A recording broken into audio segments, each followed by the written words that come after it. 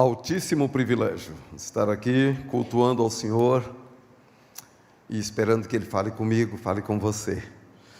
Muito bom estarmos juntos e ouvir Deus nos motivar e nos mobilizar para fazer aquilo que Ele quer que façamos. Amém? Nós vamos abrir o texto em Marcos capítulo 16, abra ou acesse, conforme o meio que você tem. Nós vamos ler Marcos 16, de 14 a 20. Esse texto me enriquece porque ele fala sobre aquilo que o pastor Naum falou agora há pouco, o evangelismo e missões. O evangelismo, nós dizemos que o que fazemos ao nosso redor é a evangelização do próximo. E missões, aquilo que fazemos aqui, ali, acolá, em todo o tempo. Uma missão específica, um projeto, um lugar, um povo, uma etnia, uma comunidade, onde nós vamos com o foco, com a ênfase, com o objetivo de alcançar aquele grupo, aquele povo, aquela nação, aquela comunidade, mas fazemos isso simultaneamente, aqui, ali e acolá, o tempo todo. Marcos 16 é um texto fantástico. Iniciando o verso 14, nos diz assim: finalmente, apareceu Jesus aos 11 quando estavam à mesa, e censurou-lhes a incredulidade e dureza de coração, porque não tinham dado crédito aos que o tinham visto já ressuscitado. E disse-lhes: ide por todo o mundo, pregai o evangelho a toda criatura. Quem crer e for batizado, será salvo. Quem todavia não crer, será condenado. Estes sinais hão de acompanhar aqueles que creem. Em meu nome expelirão demônios, falarão novas línguas, pegarão em serpentes, e se alguma coisa mortífera beberem, não lhes fará mal. Se impuserem as mãos sobre os enfermos, eles ficarão curados. De fato, o Senhor Jesus, depois de lhes ter falado, foi recebido no céu e assentou-se à destra de Deus. E eles, tendo partido, pregaram em toda parte, cooperando com eles o Senhor e confirmando a palavra por meio de sinais que se seguiam. Esse texto é fantástico. E há um outro texto paralelo, Atos 1,8, que já foi também citado na oração agora há pouco. Atos 1,8 diz: recebereis poder ao descer sobre vós o Espírito Santo e sereis minhas testemunhas. É muito interessante isso. Você recebe o poder do Espírito e automática e imediatamente se torna testemunha de Jesus. Então quem tem o Espírito Santo fala de Jesus.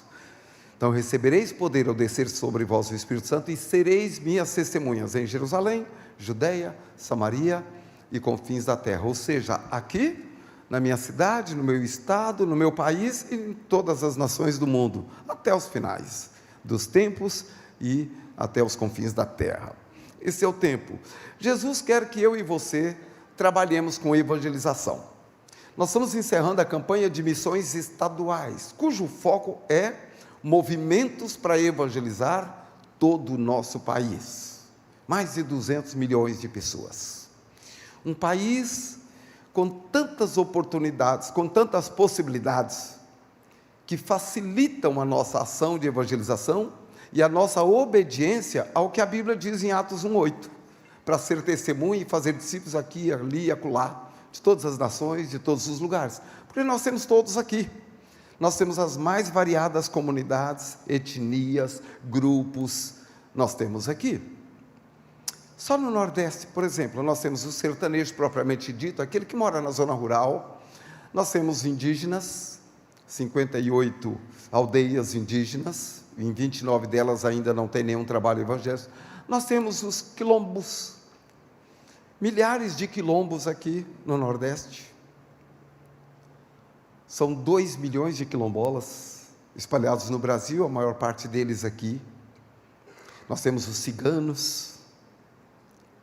Então nós temos várias oportunidades de obedecer a palavra, de pregar o Evangelho. Agora, Jesus nos deu a ordem, que está no verso 15, que acabamos de ler, de Marcos 16, dizendo: ide por todo o mundo, pregai o evangelho a toda criatura. E nós pensamos na ideia de uma viagem. Ide por todo mundo. Então eu vou ali pregar. No ano que vem eu vou participar de uma viagem missionária. Tudo isso é excelente, tem que ser feito mesmo. Mas a ideia básica é assim: enquanto você está caminhando aqui no mundo, vá falando do evangelho a todas as pessoas com quem você se encontrar. Essa é a ideia de Jesus. Era isso que estava na mente dele. Enquanto eu estou caminhando por aqui, no trabalho, na escola, no mercado, fazendo a compra, na padaria, pegando o pão, enquanto eu estou na sala de espera, esperando ser chamado pelo médico, enquanto eu estou caminhando, eu vou falando de Jesus a todas as pessoas com quem eu me encontrar. Agora, se ele deu essa ordem tão forte, num momento tão especial, quando ele estava partindo para os céus, ele reúne os 11 discípulos e fala: olha, antes de ir embora, eu quero lhes dar uma tarefa, uma orientação, uma ordem, que não pode deixar de ser cumprida. Saiam pelo mundo pregando o evangelho, a toda criatura. Então, todo mundo e toda criatura, todo mundo e cada criatura, ou seja, não pode ficar ninguém no meu trajeto sem ouvir. E há alguns pontos nesse texto que eu quero destacar. O primeiro deles é que é preciso conhecer Jesus e crer nele para falar dele aos outros. Jesus, no verso 14, dá uma bronca nos discípulos, repreende a incredulidade. Por quê? Ele havia ressuscitado dentre os mortos, passou 40 dias, visitando um, visitando o outro, conversando com um, conversando com o outro, e cada um com quem ele falava, contava para os outros: ei, Jesus ressuscitou. E eles falaram: imagina, você está louco? Como assim ressuscitou? Eles não acreditavam. E depois disso acontecer algumas vezes, o próprio Senhor Jesus se apresenta a eles e repreende a incredulidade. Vejam, Jesus sabia que ia dar a ordem para pregar o evangelho, por isso tinha que tratar primeiro da incredulidade, tratar primeiro da dúvida. Se você não está convicto de que Jesus é quem ele afirmou ser, é lógico que você não vai falar dele aos outros. Se você não está convicto de que as afirmações de Jesus são verdadeiras, você não vai ter segurança para falar dele. Então a primeira coisa é: cheque o seu coração, cheque as suas convicções, comprometa-se com Jesus mesmo, e nada vai impedir você de falar dele, porque a boca fala do que o coração está cheio. Se Jesus preencher a sua vida, for o tudo em você, será o seu assunto o tempo todo, com todas as pessoas, em todos os lugares. Então ele repreende a incredulidade. Agora vejam, por que os próprios discípulos que haviam andado com ele por volta de 3 anos, a quem ele disse clara e diretamente: eu vou morrer, mas vou ressuscitar, ele deu vários sinais disto, pediram a ele um sinal: dá-nos um sinal para que possamos crer que o Senhor é de fato o Messias prometido. Ele falou: querem um sinal? Olhe para Jonas. Jonas passou 3 dias no ventre do peixe. Do mesmo jeito o Filho do Homem vai passar 3 dias no ventre da terra, depois ele vai sair, como Jonas saiu também. E várias vezes ele disse: o Filho do Homem será entregue aos pecadores, será humilhado, será morto, mas no 3º dia ressuscitará. Ele foi falando, ele foi anunciando. E aí, quando as coisas acontecem e alguns se encontram com ele vivo, e conta para os outros: imagina, haviam dúvidas. Será que você tem dúvida no seu coração? Você sabe quem é Jesus?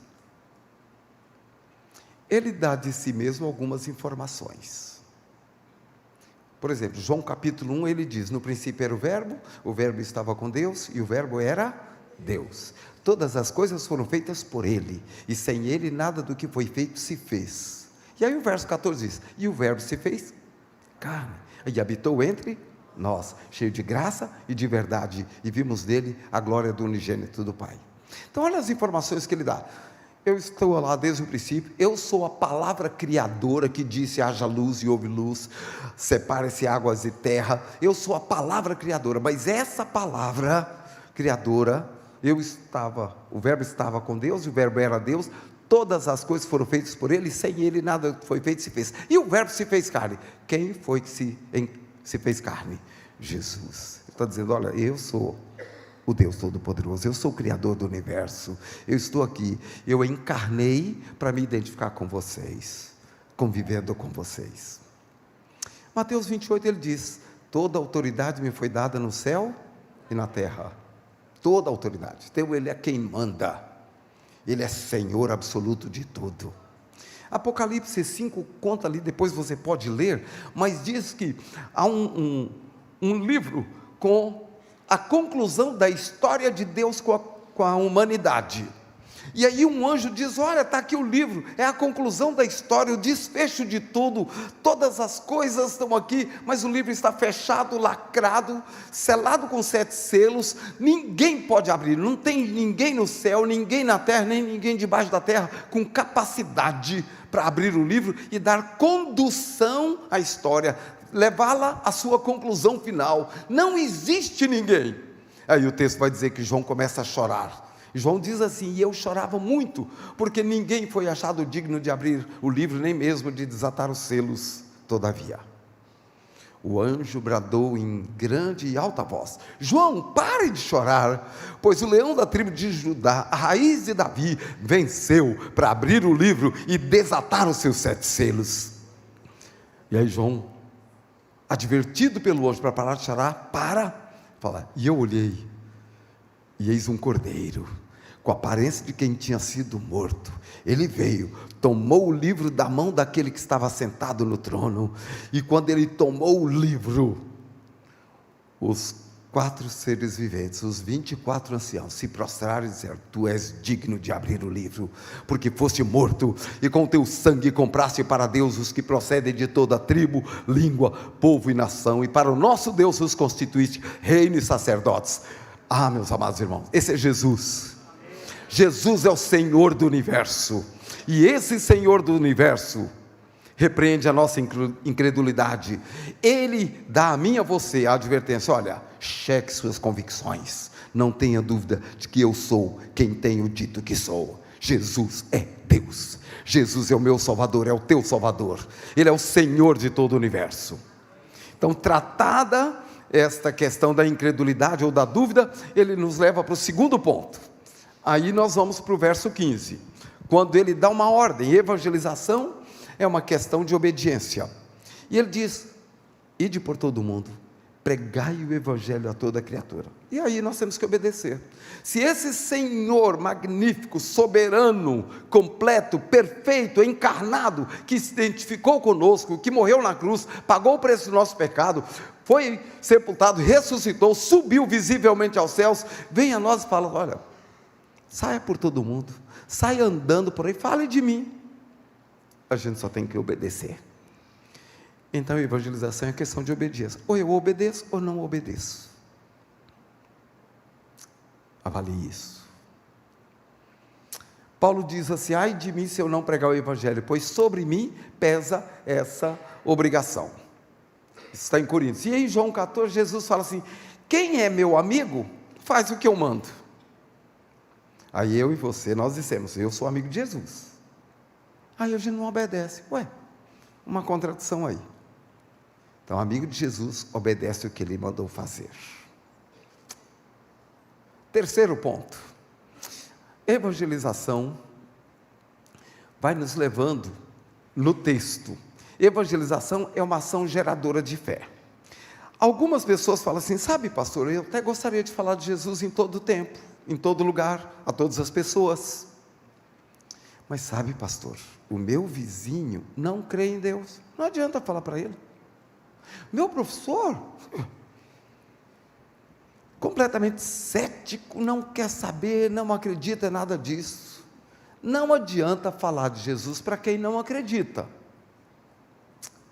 Esse é o pensamento de alguns de nós. Mas olha o texto. Ide por todo o mundo, pregai o evangelho a toda criatura. Quem crer, olha, se está escrito pregue a toda criatura, está dizendo que é para pregar para quem não crê também. E também está implícito no texto, vá pregando para um grupo. No meio do grupo tem gente que não crê, mas porque você prega, essa pessoa começa a crer. Por isso está escrito, ide por todo mundo, pregue o evangelho a toda criatura, quem crer será salvo. Então já está previsto por Jesus, que alguns não creriam, mas ao ouvirem a mensagem, elas começam a entender e elas vão crer. E além disso, nós temos aí o Espírito Santo, é que age.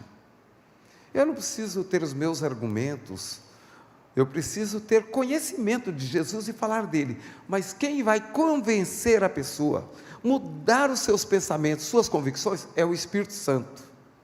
E ainda nós temos a segurança de que a palavra que pregamos é uma palavra de fé, e a fé chega na pessoa pela pregação. Então, quando eu prego o evangelho para alguém que não crê, ela ouve a palavra que eu estou anunciando, aí o Espírito Santo age na mente dela, faz as conexões que ela precisa, para que ela possa entender o evangelho e começar a crer. Então é um trabalho junto, participativo. Nós pregamos, que é o que ele nos mandou fazer, e o Espírito Santo vem convencendo, trabalhando, fazendo as conexões e levando a pessoa a entender. E aí um dia a pessoa, bem que eu não acreditava nisso, mas eu estou ouvindo, parece que faz sentido esse negócio, eu vou lá, eu vou numa igreja ouvir melhor, eu vou procurar meu amigo para ouvir melhor, para ele me explicar. E aí essa pessoa que não cria, começa a crer, daqui a pouco ela está entregando a vida a Jesus. Então a evangelização é uma ação geradora de fé. Próxima palavra, a evangelização conduz à salvação. Se eu quero que meu parente seja salvo, meu vizinho, meu colega de trabalho, colega de escola, meu amigo, meu conhecido casual, qualquer pessoa, se eu quero que essa pessoa seja salva e vá para o céu, eu preciso pregar, porque a sequência é lógica, ide por todo mundo, pregai o evangelho a toda criatura, quem crer e for batizado será salvo. Então veja, para ser salvo ela tem que crer, para crer ela tem que ouvir, para ouvir alguém tem que pregar. E aí nós temos o texto de Romanos 10, de 13 a 15, que é impressionante. O verso 13 diz assim, todo aquele que invocar o nome do Senhor será salvo. Mas logo depois dessa afirmação, vem algumas perguntinhas.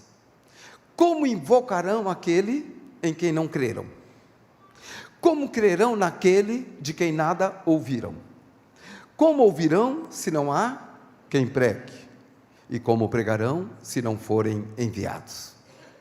Uma sequência lógica, todo aquele que invocar o nome do Senhor será salvo. Então, para a pessoa ser salva, ela tem que crer, ela tem que invocar, para invocar ela tem que crer, para crer ela tem que ouvir, para que ela ouça, alguém tem que falar. Aí você fala, que legal, por isso que a gente envia os missionários por aí, e eles vão e eles pregam. Você é um enviado. Ao terminar esse culto daqui a alguns minutos, você estará sendo enviado para pregar o evangelho, porque você vai fazer contato com pessoas que o pastor Naum não conhece, não sabe, e talvez nunca vai encontrar essa pessoa, mas você vai, aí você fala de Jesus a ela. O missionário nunca vai encontrar esse seu colega de trabalho, mas você está lá na empresa para falar de Jesus a ele. Nós somos enviados para pregar o evangelho todo culto. Quando termina o culto, a gente está pronto para pregar o evangelho, porque a igreja existe em dois momentos, existe a igreja reunida, e existe a igreja espalhada.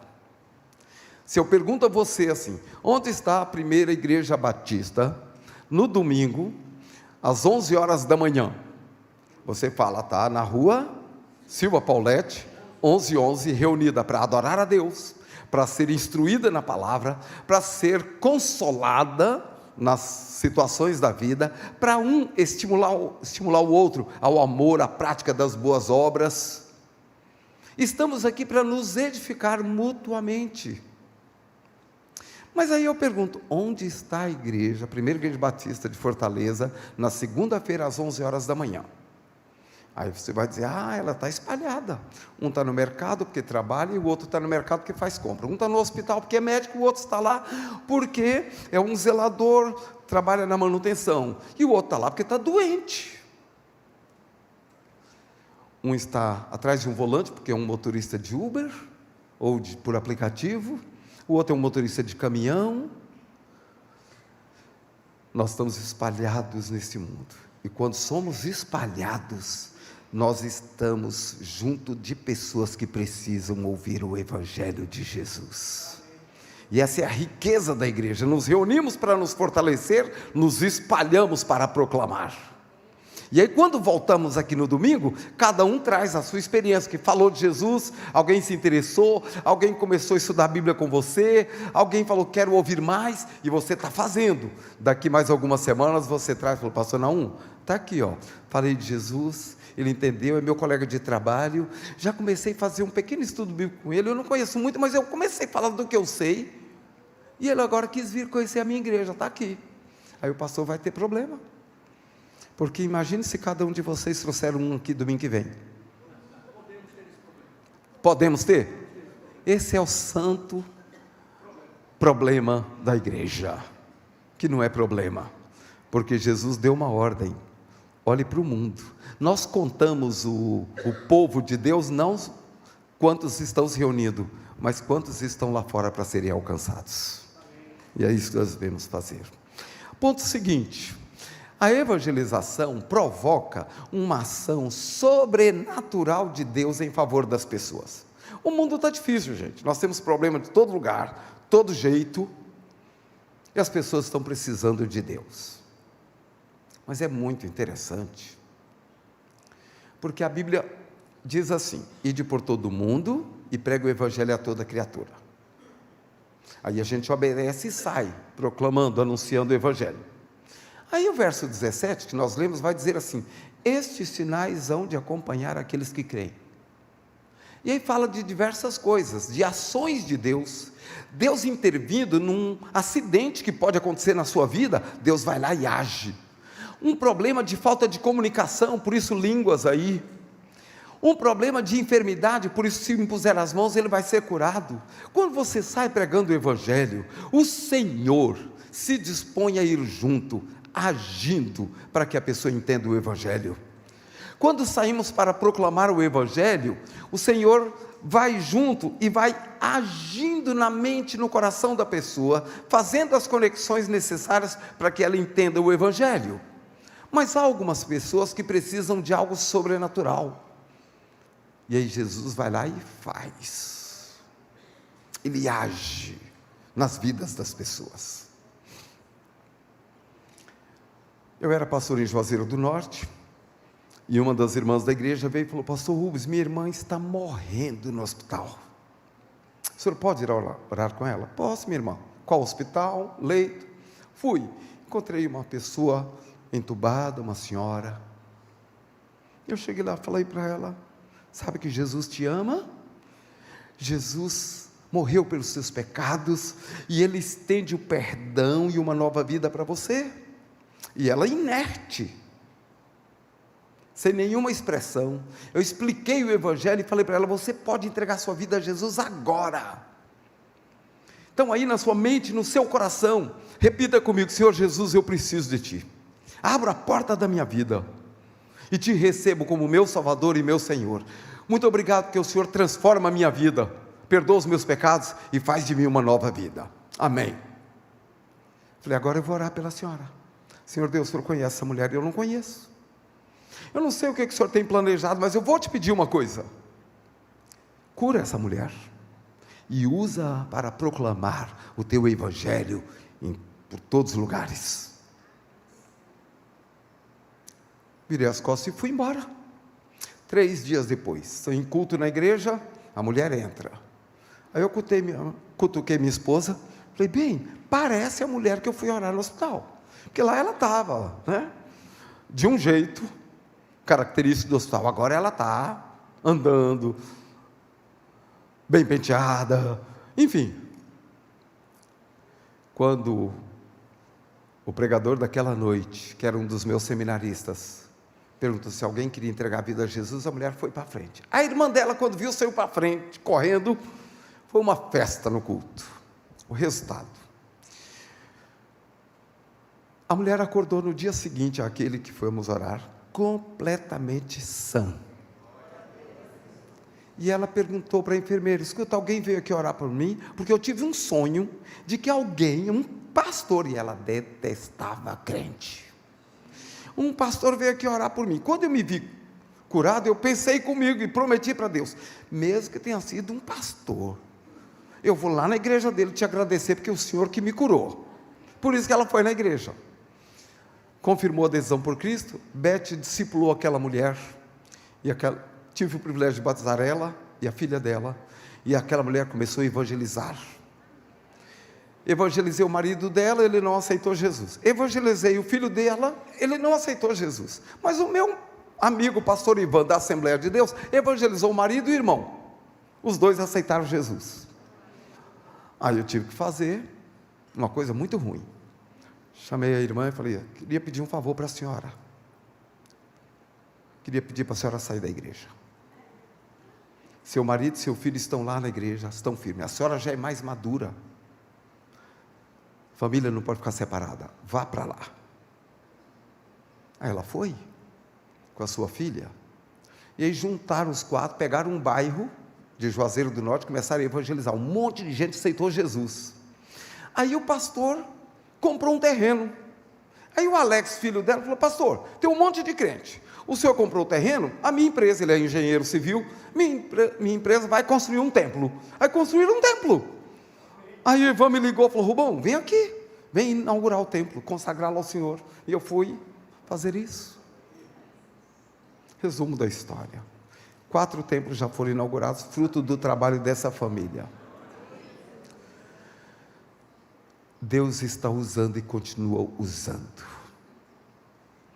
O Alex hoje é pastor lá no Cariri. E toda a família continua agindo e trabalhando muito. Agora, o ponto que estamos trabalhando é: os sinais hão de acompanhar aos que creem. Não há poder na minha mão para curar ninguém, não. Mas há poder na palavra que diz: se você obedecer e sair pregando o Evangelho, olha o que diz o verso 20: o Senhor vai junto com você, confirmando a palavra que você prega, através de sinais e prodígios. Quando um crente resolve obedecer Jesus e vai falando de Jesus, o Senhor vai junto e vai operando o que for necessário para resgatar uma vida, para salvá-la. Portanto, meu irmão, minha irmã, pregue para o seu professor na universidade, pregue para o diretor da empresa onde você trabalha, pregue para o seu vizinho, para o seu amigo, pregue para o caixa do mercado, pregue o Evangelho em todo o tempo, ande com folhetos o tempo todo, com uma mensagem para dizer: Jesus ama você. E Ele morreu pelos teus pecados, e Ele quer salvar.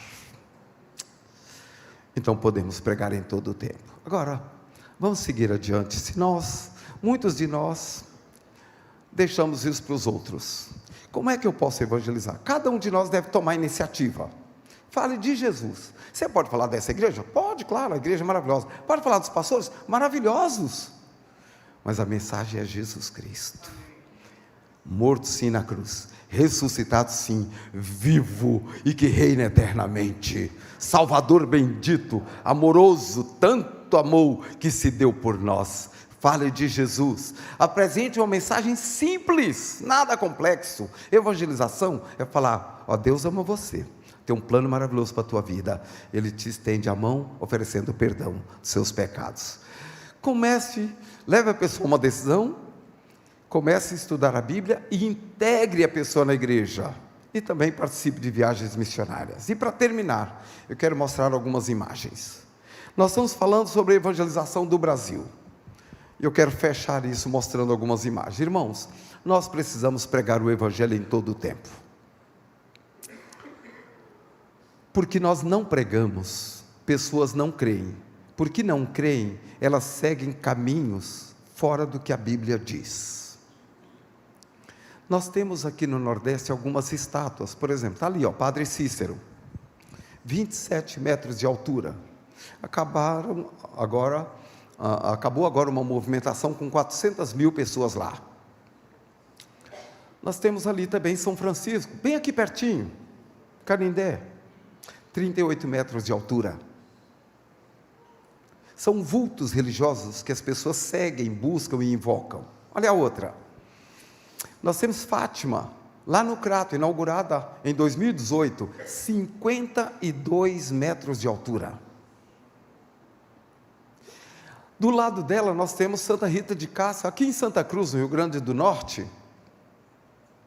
56 metros de altura. Olha a próxima. Olha o paralelo. O Cristo Redentor, 38 metros de altura. A Estátua da Liberdade em Nova York, 46 metros de altura. Mas Santa Rita de Cássia aqui em Santa Cruz, 56 metros, 10 metros maior que a Estátua da Liberdade, 18 metros mais alta do que o Cristo Redentor. E a do Crato, que foi inaugurada em 2018, tem 52 metros, também mais alta que a Estátua da Liberdade. Em julho agora foi inaugurada em Barbalha uma outra estátua, 26 metros de altura. Em Alagoas está sendo construída a estátua que eles querem que seja maior, ela terá 67 metros de altura. Estou mostrando tudo isso para dizer assim, nem eu nem você, não temos que falar contra a idolatria, não temos que confrontar nada disso. Mas se nós começarmos a explicar quem é Jesus, o que Ele fez, o que cada um precisa fazer para Jesus, os olhos se abrirão. Porque Jesus falou, conhecereis a verdade? Essa é a minha tarefa, essa é a sua tarefa. Vamos falar de Jesus. Essa romaria que terminou agora com 400 mil pessoas, em 2007 ela tinha 1.200.000 pessoas. Logo que nós fizemos uma pesquisa e procuramos saber de onde vêm essas caravanas, de onde vêm esses pau de arara, e começamos a ir nas cidades e pregar o Evangelho. Pouca gente aceitou Jesus, mas o povo entendeu o Evangelho e o número de romeiros começou a cair, porque começaram a entender o Evangelho. Então ninguém tem que falar nada contra o movimento A, B ou C. Nós temos que fazer o que Jesus mandou, falar de Jesus às pessoas. Os olhos se abrirão e elas vão se converter a Jesus. Vamos para o último slide, que aí vai... O que vai acontecer se pregarmos o Evangelho? Em obediência ao nosso Senhor Jesus Cristo, nós vamos evangelizar os que estão perto e participar da proclamação do Evangelho aos que estão longe. E dessa maneira, nós vamos ajudar a cumprir a grande comissão, aqui, ali e acolá. Então, meu irmão, minha irmã, fale de Jesus.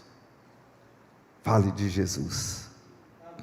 Levemos Cristo a cada brasileiro, impulsionados pelo amor, e veremos um Brasil novo, transformado pelo poder de Deus. Que o Senhor nos abençoe. Amém. Vamos orar. Feche seus olhos. Alguns textos, algumas frases estão aí, circulando na sua mente.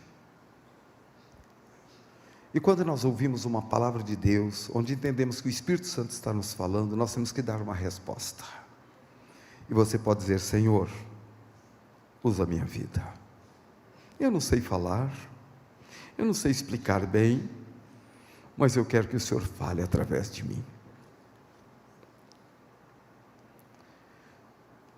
Você pode lembrar de pessoas agora que vivem com você, que são familiares, que são vizinhos, colegas, seus conhecidos, e falar, Senhor, me use para falar do teu amor e do teu perdão a essas pessoas.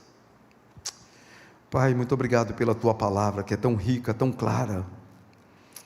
Pedimos que o Senhor fale ao coração de cada um, nos motivando, nos mobilizando a Deus, para sermos instrumentos nas tuas mãos, para tornar Cristo conhecido em todo canto, em todo lugar, para que a tua glória se apresente nessas vidas também, e para que eles experimentem a vida abundante que Jesus veio dar, e tenham a vida eterna que Jesus oferece.